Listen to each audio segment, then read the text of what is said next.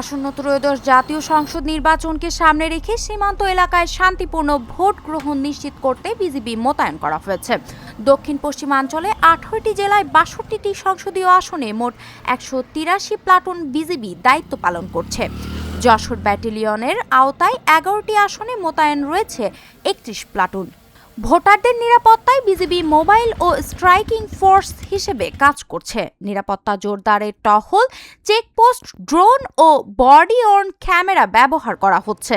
জরুরি পরিস্থিতিতে প্রস্তুত রয়েছে বিজিবির RAT, QRF হেলিকপ্টার ও K9 স্কোয়াড। বিজিবি একটি পেশাদার এবং শৃঙ্খলাবদ্ধ বাহিনী এবং এর ধারাবাহিকতায় এর নিরপেক্ষতা নিশ্চিত করার জন্য বিজিবি কাজ করে যাচ্ছে এবং একই সাথে জনগণের ভোটাধিকার সুরক্ষায় নিরলসভাবে কাজ করে যাচ্ছে।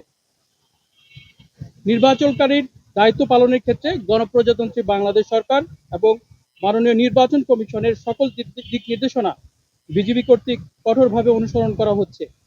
এ বাহিনী সম্পূর্ণ নিরপেক্ষ অবস্থানে থেকে সকল রাজনৈতিক দল এবং প্রার্থীর জন্য সমান সুযোগ বা লেভেল প্লেইং ফিল্ড নিশ্চিত করার কাজ করে যাচ্ছে, যাতে করে নির্বাচন প্রক্রিয়া অবাধ, সুষ্ঠু, নিরপেক্ষ এবং গ্রহণযোগ্য হয়।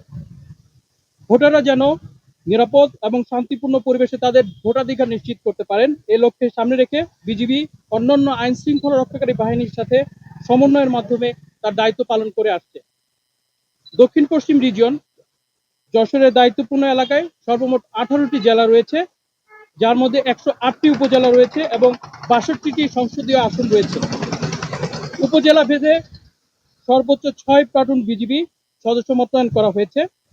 নির্বাচনী এলাকায় সর্বমোট 93টি বেস ক্যাম্প স্থাপন করা হয়েছে এবং 108টি উপজেলায় বিজিবি মোবাইল এবং স্ট্রাইকিং ফোর্স হিসেবে দায়িত্ব পালন করবে।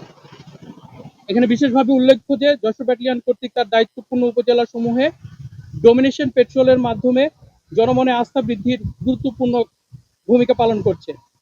এছাড়াও দায়িত্বপ্রাপ্ত উপজেলা সমূহে ম্যাজিস্ট্রেট, সেনাবাহিনী, বিজিবি, পুলিশের সমন্বিত প্রয়াসের মাধ্যমে সরকার কর্তৃক অর্পিত নির্বাচনী আচরণবিধি সংক্রান্ত দায়িত্ব পালন করে যাচ্ছে।